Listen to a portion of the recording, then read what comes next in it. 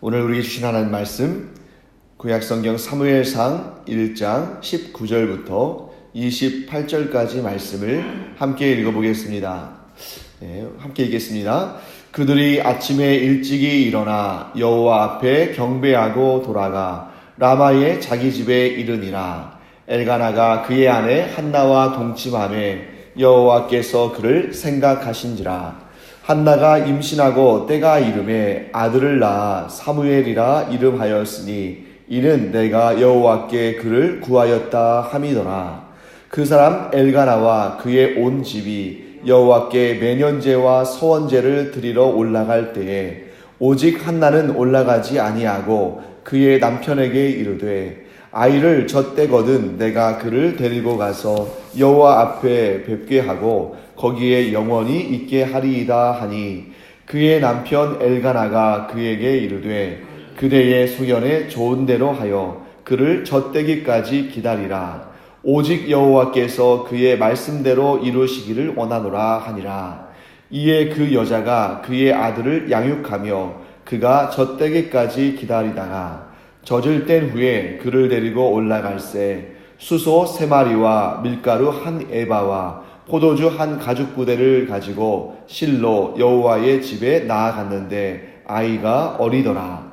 그들이 수소를 잡고 아이를 데리고 엘리에게 가서 한나가 이르되 내 주여 당신의 사심으로 맹세하나이다. 나는 여기서 내 주 당신 곁에 서서 여호와께 기도하던 여자라. 이 아이를 위하여 내가 기도하였더니 내가 구하여 기도한 바를 여호와께서 내게 허락하신지라. 그러므로 나도 그를 여호와께 드리되 그의 평생을 여호와께 드리나이다 하고 그가 거기서 여호와께 경배하니라. 아멘. 네, 오늘 본문의 말씀처럼 엘가나의 가정은 매년 실로에 올라와서 성막에서 하나님께 예배하고 제사를 드렸습니다. 그리고 오늘 본문의 말씀에 이 아주 중요한 내용들이 기록되어 있는데요. 자, 21절 말씀 보시면 이 가정이 매년제와 서원제를 드리러 올라갔다라고 기록하고 있습니다. 자, 그리고 또 지금 올해에도 내년에도 계속 이러한 매년제와 서원제를 드리는 것이죠. 그리고 또 그 매년제와 서원제를 마칠 때 보시면 19절 말씀 보시면 그들이 아침에 일찍이 일어나 여호와 앞에 경배하고 돌아가라고 기록하고 있습니다. 그러니까 매년 기억하고 여호와의 성막이 있는 실로에 올라와서 예배하고 제사할 뿐만 아니라 돌아가는 길에도 출발하기 전에 그 분주한 아침에도 아침 일찍 이제 예배를 드리기 위해서 더 일찍 일어났겠죠. 그래서 아침 일찍 예배를 드리고 또 이 거룩한 여정을 마무리하고 또 그 다음 해에도 또 매년제와 서원제를 드리기 위해서 또 그 먼 길을 올라와서 또 예배 드리고 또 제사를 드리고 그리고 또 돌아가는 그 길에도 잊지 않고 출발하기 전에 아침 일찍 예배를 드리고 그 거룩한 여정을 마무리하는 매년 이러한 여정들을 반복했음을 우리는 알 수 있습니다. 이스라엘의 가장 어둡고 영적인 암흑기 중에 하나였던 이 사사시대에 하나님께서 이 가문을 들어 사용하시고 하나님의 가장 존귀한 선지자들 가운데 하나를 세우신 이유는 바로 이러한 이 가정의 경건함과 결코 무관하지 않습니다. 이 가정을 하나님께서 그냥 어쩌다 보니까 사용하시고 또 우연히 들어서 또 이 가정을 통해서 놀라운 역사를 이루신 것이 아니라 이 가정이 오늘 보는 것처럼 매년 이렇게 거룩한 예배와 제사와 또 이 거룩한 삶을 반복적으로 계속적으로 지속적으로 사니까 하나님께서 이 거룩한 가정을 들어 사용하신 것입니다. 그래서 우리는 하나님께서 이 가정을 들어 사용하신 그 결과와 열매만 볼 것이 아니라 이 가정이 어떻게 준비되어 왔는가, 이 가정이 어떤 과정을 걸쳐서 하나님께서 이 가정을 복되게 사용하셨는가 하는 부분을 좀 주목하기를 원합니다. 그래서 하나님은 준비된 자를 사용하신다. 물론 이 가정은 또 이 가정에 어떤 문제가 있었고 또 이 한나에게는 정말 하나님 앞에 엎드려서 기도하지 않으면 되지 않을 문제가 있었습니다만, 그런 문제가 있었음에도 불구하고 하나님께서 이 가정의 경건함을 보시고 그 가정을 들어 사용하실 때에는 이전에 그 어떠한 문제나 부족함과 또 두려움과 걱정과 근심이 있다 할지라도 그것이 오히려 기쁨과 감사와 영광과 또 감격이 되는 그러한 놀라운 변화로, 놀라운 역사로 하나님께서 사용하시는 것을 봅니다. 그때 우리 19절 말씀 보시면 엘가나가 한나와 동침함에 여호와께서 그를 생각하신지라 라고 말씀하고 있는 것을 봅니다. 여기에서 이 생각하다라고 번역된 히브리어 단어는 자카르라는 그런 히브리어 단어인데요. 이 자카르라는 단어는 기본적으로 가장 기본적인 의미가 기억하다라는 뜻입니다. 그러니까 본문에는 생각하다라고 번역했습니다만 기본적 의미는 기억하다라는 의미입니다. 이것은 뭘 의미합니까?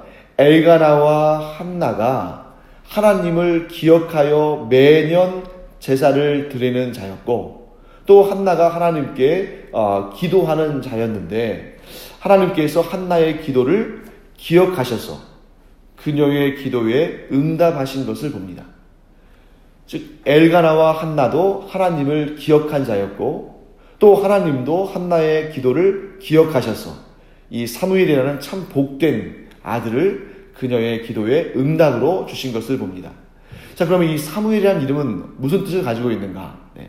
성경에는 많은 이름들이 등장합니다. 그래서 그들이 가지고 있는 어떤 출생의 배경, 또는 그 아이를 가졌을 때에 그 부모의 간절한 소망과 기도의 제목을 그 자녀의 이름으로 사용하는 경우가 많이 있습니다. 당연히 이 출생에 이 사무엘처럼 특별한 사연을 가지고 있는 이 아이가 태어났을 때 그 어머니 한나가 자신이 경험한 특별한 체험과 특별한 기도의 응답을 그 이름에 붙이는 것은 당연한 일이었을 것입니다. 자, 그러면 여러분 한번 이렇게 생각해 보시죠. 만일 여러분이 한나라면, 그리고 또 여러분들이 만약에 엘가나라면 이 특별한 아이에게 뭐라고 이름을 붙이겠는가? 엘가나와 한나는 그 아들의 이름을 사무엘이라고 했습니다. 그리고 그 사무엘이라는 이름의 뜻은 오늘 본문에 20절에 나오는 것처럼 내가 여호와께 그를 구하였다라고 설명하고 있습니다. 즉 내가 여호와께 그를 구하였더니 하나님께서 그를 내게 주셨다라는 그런 의미를 담고 있는 것입니다. 자, 이 말씀을 우리의 삶에 또 우리의 각 가정에 적용해 보기를 원합니다. 이런 의미에서 볼 때 믿음의 가정의 모든 자녀들은 사무엘입니다.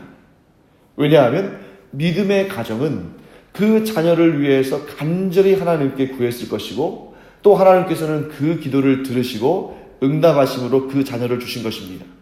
그렇기 때문에 우리의 이 믿음의 가정들의 모든 자녀들은 이름이 제각각이겠지만 본질적으로 사무엘인 것입니다. 왜요? 내가 하나님께 그를 구하였더니 하나님께서 내 기도를 기억하시고 그를 내게 주셨다 라는 의미에서 사무엘인 것입니다.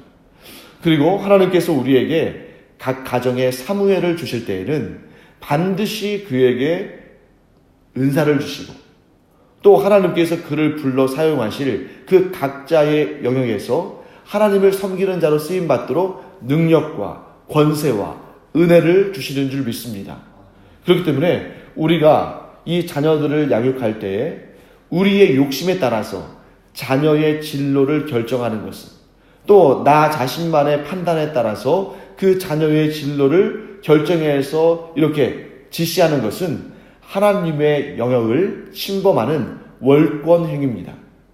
왜냐하면 그 자녀를 어떻게 들어 사용하실지는 하나님께서 결정하시기 때문입니다.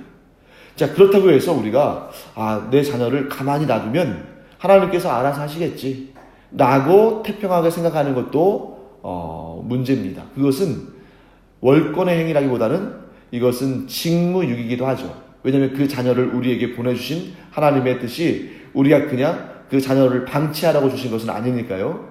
그래서 이 자녀에 대한 가장 바른 우리의 태도는 뭐냐 하면, 우리의 자녀의 진로를 선택하려고 할 때 우리는 이 아이가 하나님께서 내게 주신 하나님의 아들이고 하나님의 딸이라는 것을 우리가 이렇게 미리 그것을 마음속에 두고 그 다음에 하나님께서 이 아이에게 어떤 재능과 어떤 은사를 주셨는지를 면밀하게 관찰해야 됩니다.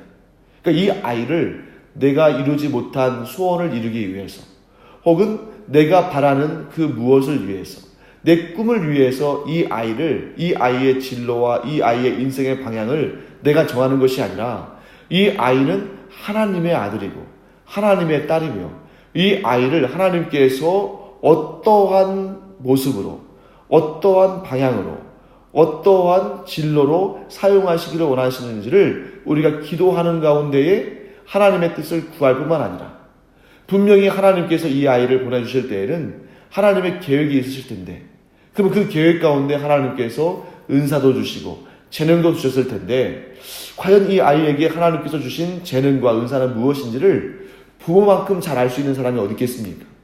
그 아이에게 맡길 수는 없죠. 그 아이는 아이이기 때문에 자기가 어떤 은사를 받았는지 어떤 재능을 받았는지 어떤 부분에 또 하나님께서 사용하실지 이걸 잘 알 수는 없다는 것이죠.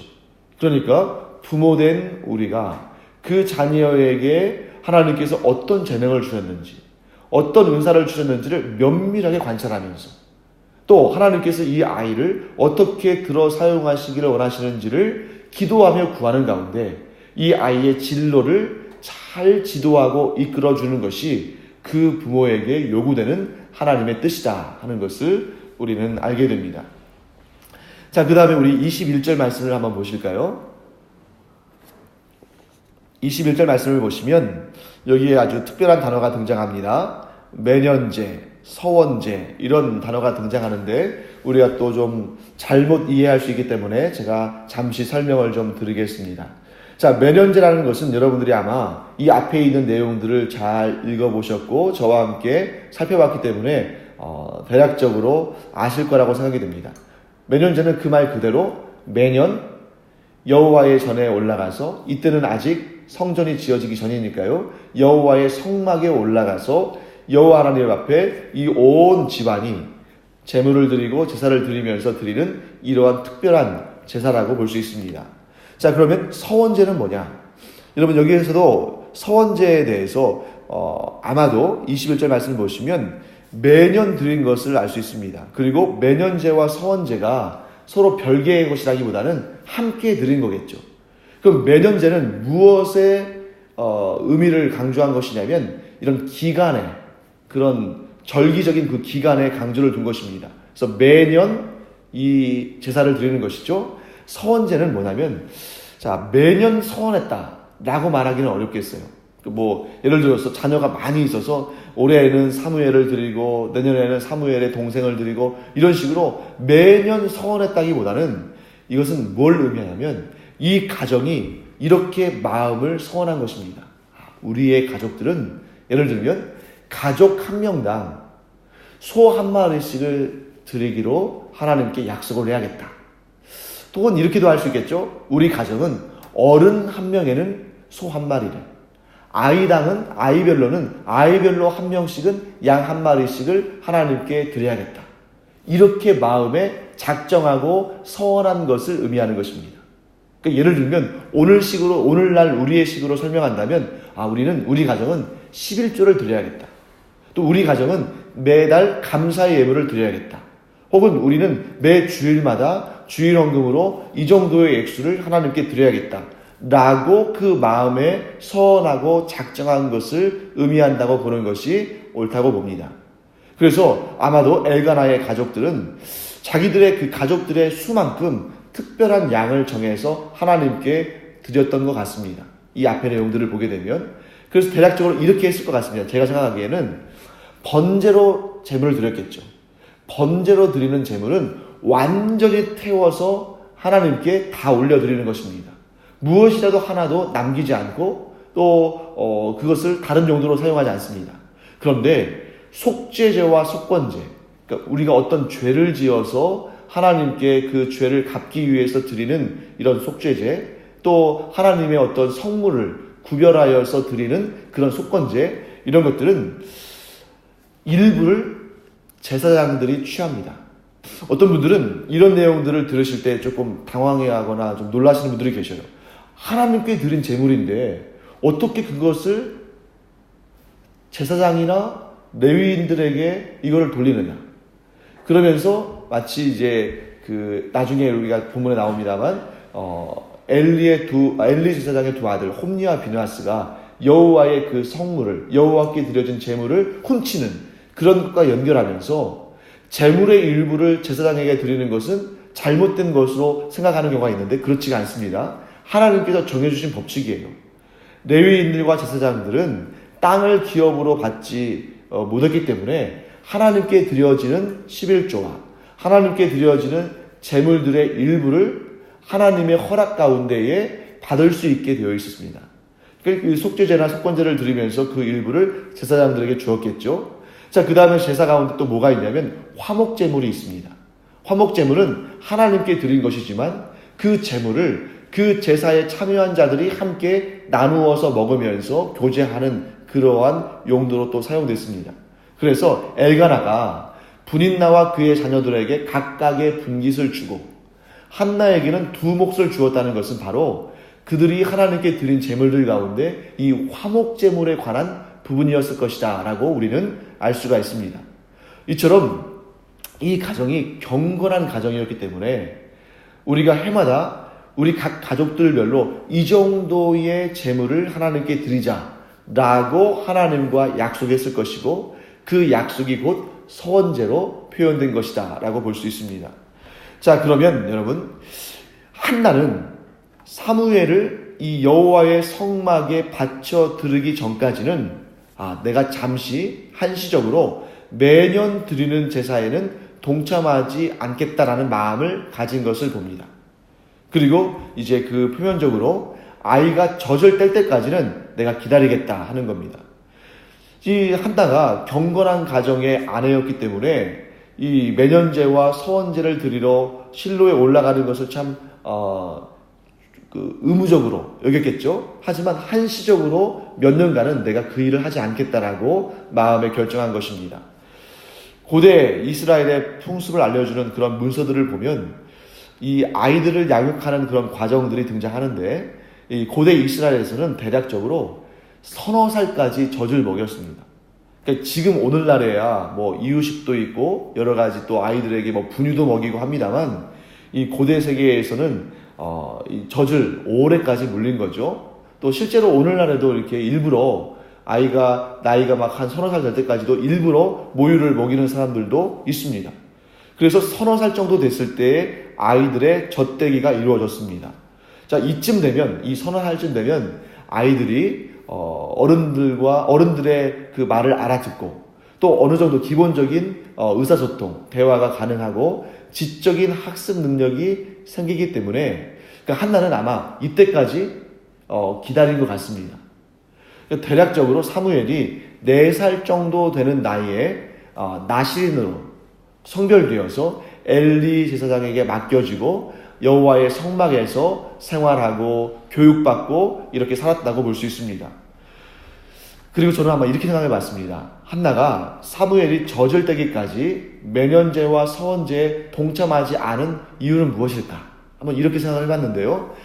사무엘이 아직 젖도 떼기 전에 그러니까 너무 어린 아이를 데리고 성막에 가면 아마 이런 생각이 들지 않았을까요?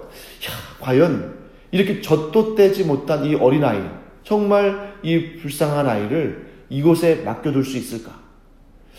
그러니까 이제 그런 마음이 들면 마음이 약해지겠죠? 아이가 너무 어리면. 그러니까 마음이 약해지면 한나 스스로 어떤 마음을 가질 수 있냐면 내가 이 서원을 지키지 못하겠다. 그러니까 내가 나의 서원을 지키지 못하게 될까봐 의도적으로 피한 것이지 않을까라고 추측해 볼 수 있습니다. 자, 한나가 이런 뜻을 내비쳤을 때 사실 어떻게 보면 이것은 정말 자기 마음을 굳게 이렇게 자기 마음을 굳게 간직하기 위해서 이렇게 좀 자기 마음을 결정한 것이죠. 한나가 이런 뜻을 내비쳤을 때 엘가나는 23절에서 이렇게 반응합니다. 그대의 소견에 좋은 대로 해라. 여러분 이 말씀은 어디서 많이 들어본 말씀 같습니다. 사사기에서 계속 이런 표현이 반복되죠. 그때에 이스라엘에 왕이 없으므로 각자가 자기의 소견에 옳은 대로 행하였더라.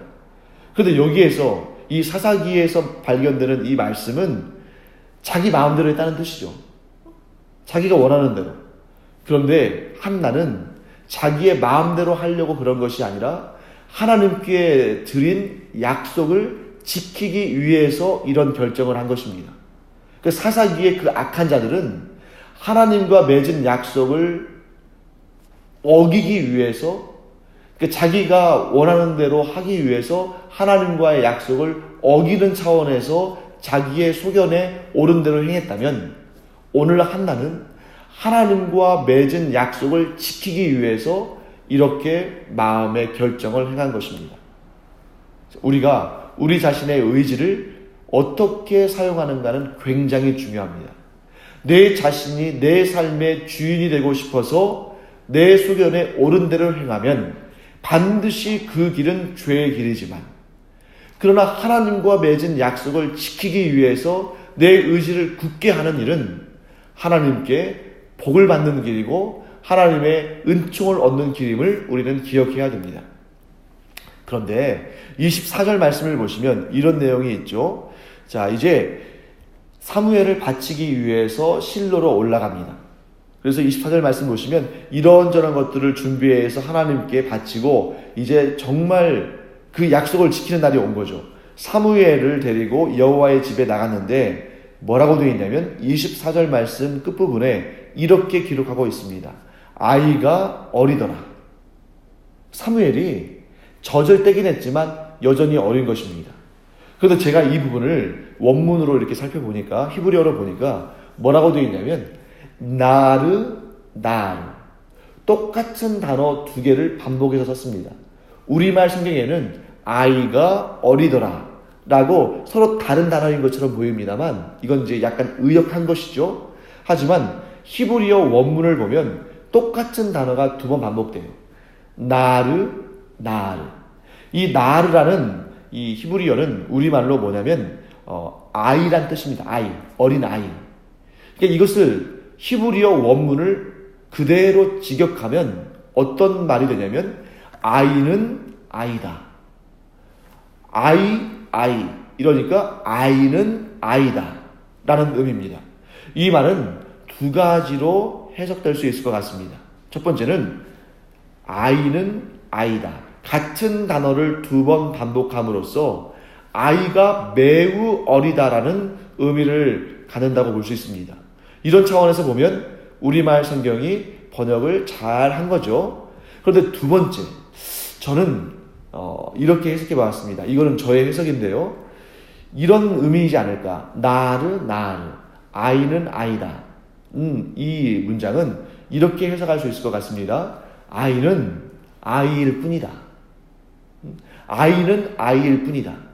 즉, 이 말 속에는 어떤 의미가 담겨 있냐면 사무엘이 태어나면서부터 뭔가 특별한 기질이나 특별한 능력이 그 아이 때부터 나타났다 라고 생각하는 것을 막는 것 같아요. 그래서 여러분, 우리가 이제 특히 어떤 종교적인 어떤 성자나 또 이렇게 어떤 특별한 권세를 가진 자나, 그러니까 또 자기를 우상화시키는 그러한 저작물이나 이런 것들을 보면 그 아이가 막 어렸을 때부터 굉장히 무슨 탁월한 특별한 그러한 그 모습들을 보이고, 그래서 완전히 어떤 천재적이고 또 놀라운 능력이 어렸을 때부터 나타나고 이런 식으로 기술하는 경우들을 많이 보게 되는데, 사무엘서에서는 그러한 과장이 등장하지 않는 것입니다. 한나가 자기의 기도, 하나님께 서원한 것을 지키기 위해서 이 사무엘이 젖을 떼자마자 실로에 있는 여호와의 성막으로 나와서 그를 나시렌으로 하나님께 바치긴 했지만 여전히 아이는 아이일 뿐입니다. 이 아이에게 무슨 신통한 능력이나 탁월한 그러한 뭔가 이렇게 신비적인 그런 능력이 보이는 것이 아니라 그때의 사무엘은 그저 어린 아이일 뿐입니다. 그럼에도 불구하고 이 아이가 어떻게 해서 이렇게 장차 놀라운 역사의 주역이 되는 사람이 되느냐? 아마 이랬겠죠. 아이는 아이일 뿐이지만 이 경건한 가정에서 이 아이를 위해서 얼마나 더 열심히 기도했겠습니까? 그 경건한 사람 엘가나와 경건한 여인 한나가 이 아이를 자기 집에서 떼어서 여호와의 성막에 맡기고 어디 하루라도 이 아이를 기억하지 않은 날이 있겠습니까? 매일 이 아이를 기억하면서 하나님께서 이 아이를 참 귀한 하나님의 사람으로 또 성장시켜 주시고 하나님의 귀한 일꾼으로 사용하여 주시기를 얼마나 간절히 기도했겠습니까?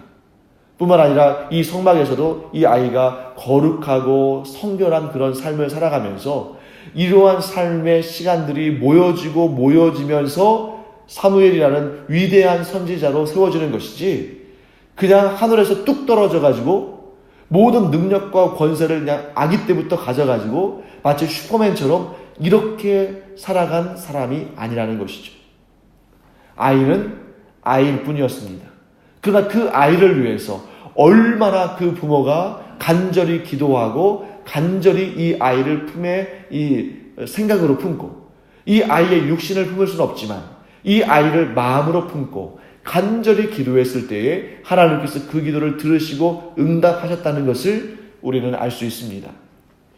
그래서 여러분, 이 아이를 떠나보낸 그 시간에는 너무 힘들고 고통스럽고 했겠지만, 그러나 그 기도하는 가운데 하나님께서 이 어린아이를 점차 더욱 신실하고 더욱 거룩하고 더욱 능력 있게 하나님께서 성장시키시고 사용하시는 것을 보면서 참 이 부모가 얼마나 마음이 좋았겠습니까?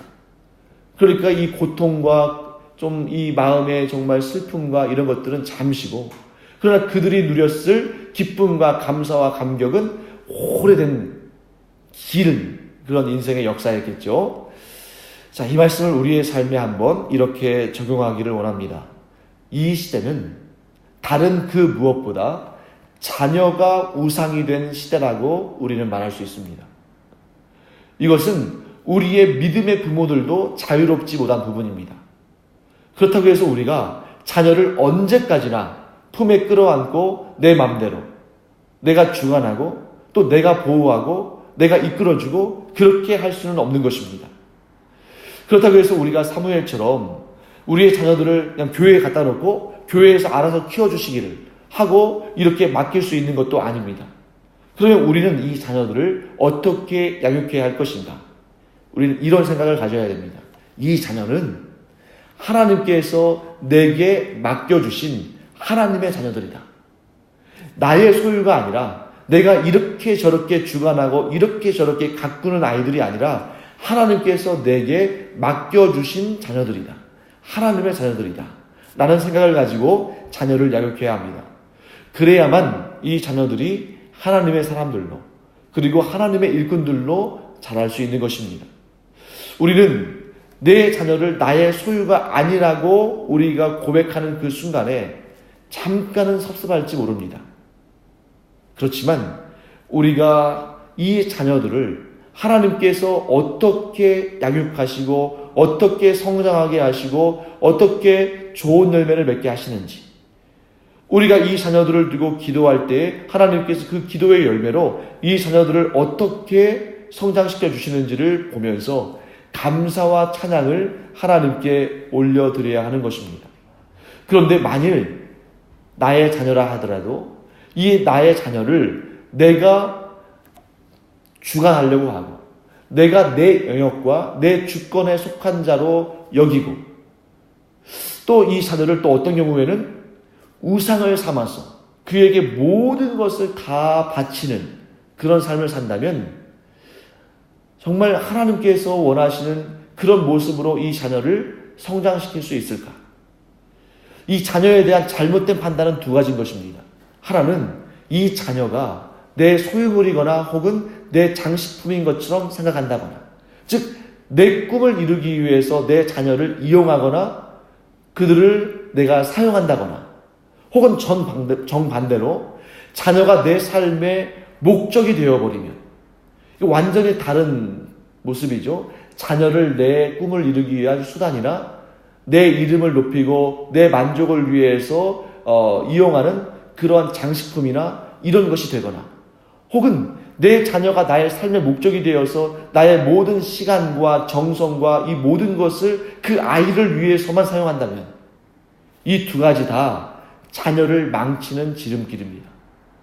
그러니까 이 자녀를 정말 내 삶의 어떠한 장식품이나 도구나 또는 내 만족을 위한, 대리 만족을 위한 것이나 이런 것으로 이렇게 여기거나, 혹은 나의 모든 것을 다 바쳐서 이 자녀의 성공을 위해서 내가 모든 것을 드려야 한다고 생각하는 내 삶의 우상이 되거나, 이 두 가지는 우리가 다 피해야 할 일입니다. 우리는 이 자녀가, 하나님께서 내게 허락하신 자녀가 하나님의 소유고, 하나님께서 그 자녀를 택하셨고, 하나님께서 그를 성장시켜 주실 것이며, 하나님의 때에 하나님의 종으로 사용하실 것을 믿고, 나는 잠시 잠깐 이 자녀를 양육하는 하나님의 사람이다 라고 생각하고 그를 위해서 기도하고, 하나님께서 그를 잘 이끌어 주시기를 간절히 바라며, 또 아까 제가 말씀드린 것처럼 이 아이에게 주신 이 아이에게 담아두신 하나님이 주신 그 은사는 무엇인지, 재능이 무엇인지, 하나님께서 이 아이를 어떤 길로 인도하여 가실 것인가를 면밀히 관찰하고 그것을 위해 기도하고 그것을 위해서 돕고 섬길 때에 하나님은 우리의 자녀들을 하나님께 성별된 사무엘과 같이 들어 사용하실 줄 믿습니다. 그래서 우리가 이 부분을 우리 자녀의 양육에 참 귀한 교훈으로 삼기를 축원합니다. 기도하겠습니다. 하나님, 주님의 은혜를 감사드립니다. 사무엘은 하나님께 기도하여 얻은 아들이었습니다. 하나님, 이 시간 저희들의 자녀들을 두고 이렇게 기도하기를 원합니다. 이렇게 선포하기를 원합니다. 우리의 자녀들은 우리가 기도하여 하나님께 얻은 자녀들이고, 그들은 궁극적으로 하나님의 자녀고, 나는 잠시 잠깐 그들을 맡아서 양육하는 한나와 엘가나와 같은 부모라는 것을 기억하게 하여 주시옵소서.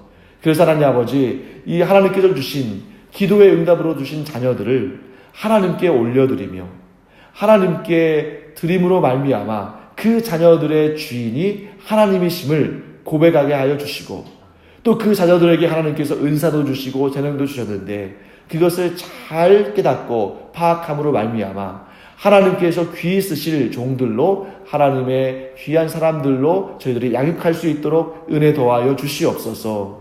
감사드리며 예수님의 이름으로 축복하며 기도합니다. 아멘. 이제는 우리 주 예수 그리스도의 은혜와 하나님 아버지의 놀라우신 사랑과 성령의 감동, 감화, 위로, 교통하심이 이 시간 저희들에게 주신 귀한 자녀들, 곧 그 사무엘들을 하나님께 올려드리고 하나님께서 그 자녀들을 귀하게 성장시켜 주시기를 바라는 주님의 귀하고 복된 사람들 위에 이제로부터 영원토록 함께 있을지어다. 아멘.